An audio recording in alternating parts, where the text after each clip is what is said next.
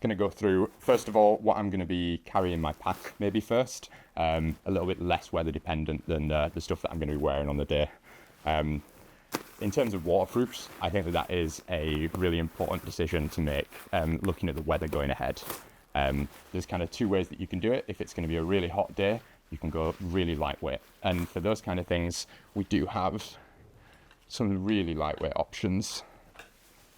Stuff like the Rab Phantom or the Minimus Nano by Montane are basically really lightweight soft shell, hard shells.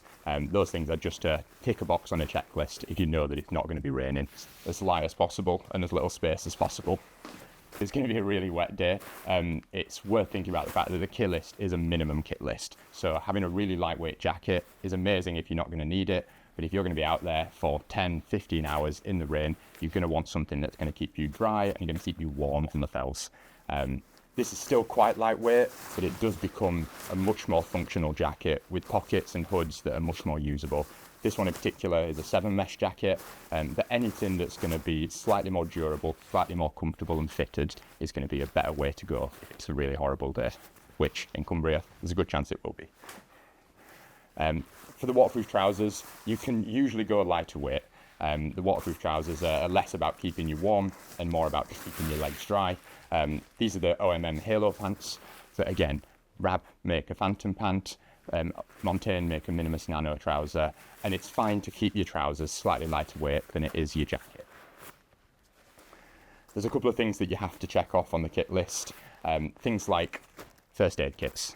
First aid kits are really important. A lot of people are going to think, again, to go lightweight, to carry a plaster, a gauze, and maybe a little bit of tape. But it's really important to have the things that you need to make sure that you're safe on the fells if something does go wrong.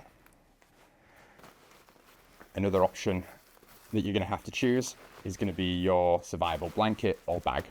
Survival blankets are fantastic and are lighter weight, but a survival bag is going to keep you safer on the fells if something does go wrong again. The fact that you can get inside it in bad weather means that you're actually going to be warm and off the ground, and that's really important.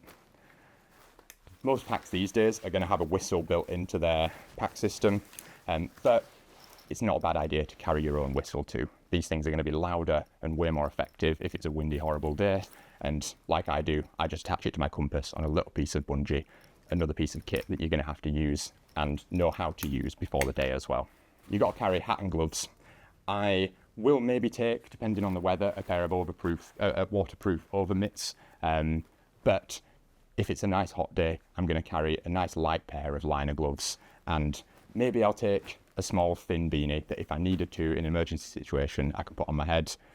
If it's sunny, it's worth thinking about sun protection, whether that's bucket hats, whether that's kind of desert hats, anything to keep the sun off your head, off your neck, is going to make you so much happier over the course of the day.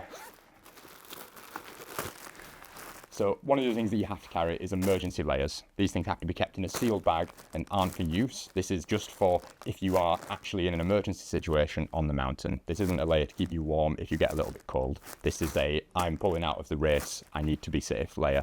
They have to be in a sealed bag. I've just got a sandwich bag, but a dry bag would work.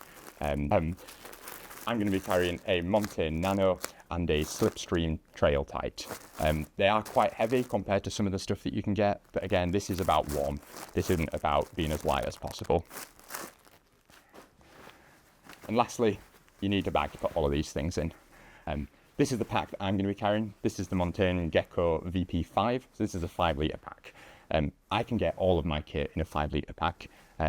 So it's worth thinking about the fact that on a cold day, if you're going to be carrying thicker layers than you might be in a summer day, then you're going to need a bigger pack maybe. So what you need to do is make sure before the race that you've tried everything in your pack. Make sure that you've run with it with all of your kit, both bad weather conditions and good weather conditions kit. Make sure it fits, make sure it works well for you and your kit. Especially in a 100-miler race, you're going to find most people are going to be wearing 12, 16, 18 litre packs. So don't worry about going as small as possible. Make sure it fits all of your kit.